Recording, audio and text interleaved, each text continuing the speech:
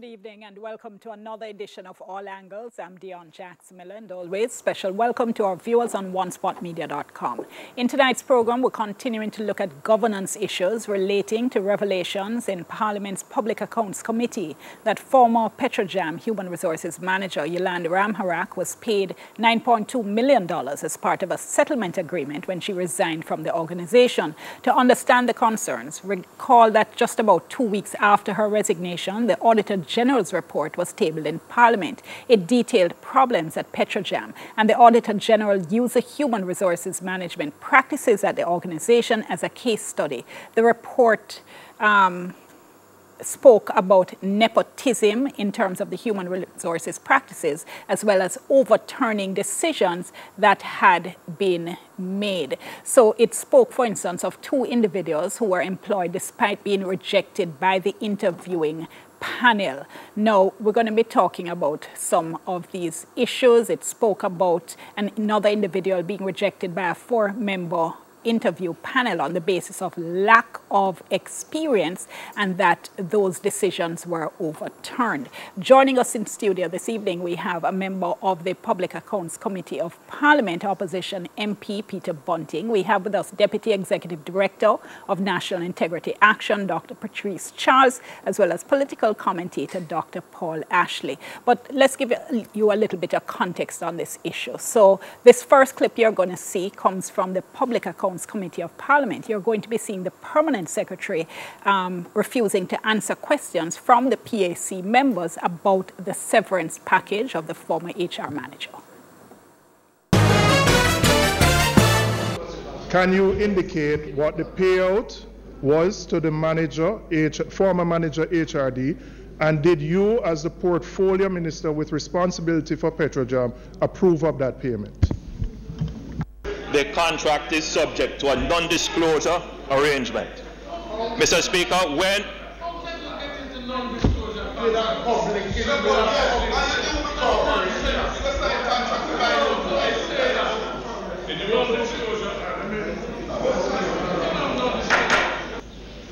the board, by virtue of their own analysis and by virtue of things that were said in Parliament and coming from the disciplinary proceedings, made a decision that they would settle, the board informed me that they would approve the decision to settle. That settlement, of course, was developed, put together by the management. So I was informed that there was a settlement. In terms of the details of the settlement, I would not be informed of that. Can you confirm whether $9.2 million was paid to the manager HRD? On the issue of non-disclosure, I find it unusual in a public company where public funds are being expended, where the Auditor General has delivered a detailed report, that you could have a non-disclosure arrangement with a manager and a settlement made using taxpayers' money, for which taxpayers are not entitled to that information. And you are the portfolio minister at the time who must have either approved, or when it was sent to you, you could have indicated to the board a concern. You could have said, I don't agree with this. What was your response when the information came to you? The figure that I have comes close but not exactly to what you have mentioned.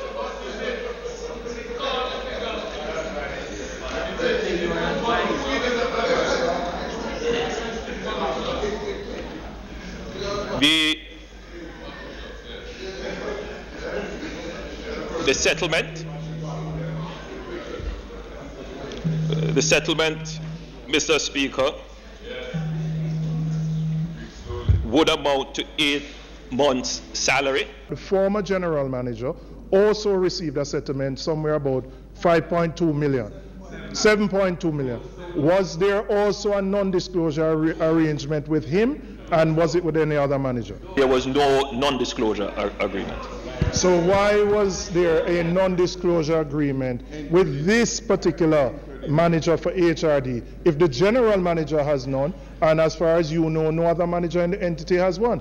The former HR manager is a permanent employee on staff, which is quite different from a contract employee.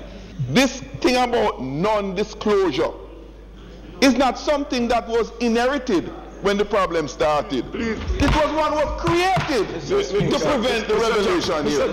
What I'm struggling to reconcile in my own mind is your careful observation of process in this particular case. But not in the others. When there are scores of cases in Petrojam, in FLA, in many different agencies, where dozens, USF, where dozens of professionals, career public servants were dismissed without this due process. So is it that you are late to the game? You are a recent convert to this due process, because we never heard. In this parliament we exposed. I asked the question of how many people had been dismissed from Petrojam when the government changed. The general manager, the HR manager, all these persons were dismissed without cause. You sat there and you had no problem with the process at that time. But 3 years in now, coming to this unique individual who is so special, we are tripping over ourselves to be careful with process. I cannot reconcile the two. Okay, my apologies. So clearly I'm getting a little bit ahead of myself there, and we were actually showing you Parliament with the Prime Minister responding to questions from opposition members. So let's go now to the clip from the Public Accounts Committee. You can't trump the obligations under the Constitution of ensuring proper oversight of public bodies by having some contractual arrangement where the public body says they won't disclose certain details. We have been treated with total contempt.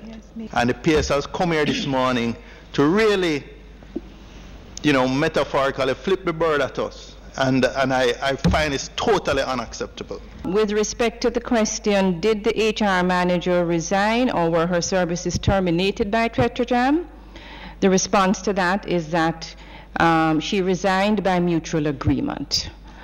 With respect to the other question raised, in which I have indicated a difficulty in answering at this time, that is not meant in any way to be any disrespect to this committee. This is being minded by the legal advice that I have been given in this matter. It has also been indicated to me that if the committee insists, Chairman, that they must have an answer, that I should ask, that I can respond in effect in closed session. It must be disclosed to us. Was there a compensation settlement? I cannot answer any Mr. Chairman, I'm not proceeding. We cannot proceed with this type of rubbish. I'm asking you a question. Is there a PS? You have tested our patience and our intelligence inside here all day. You have insulted our intelligence. I am not taking in more of it. I asked a simple question. The Parliament asks you a simple question. You do not refuse to answer Parliament. And we are not going in camera for that answer. I'm asking you a question. Was there a compensation settlement? Is yes or no? It is yes, sir. I'm losing my patience. I'm on this committee since 1980. And I've never come across something like this.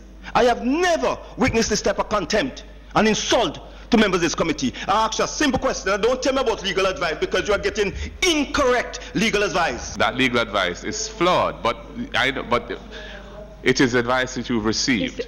And given that it's come from the chambers, I would like to have an answer to this question. The impression being given right now to Jamaica is that there's something there to hide.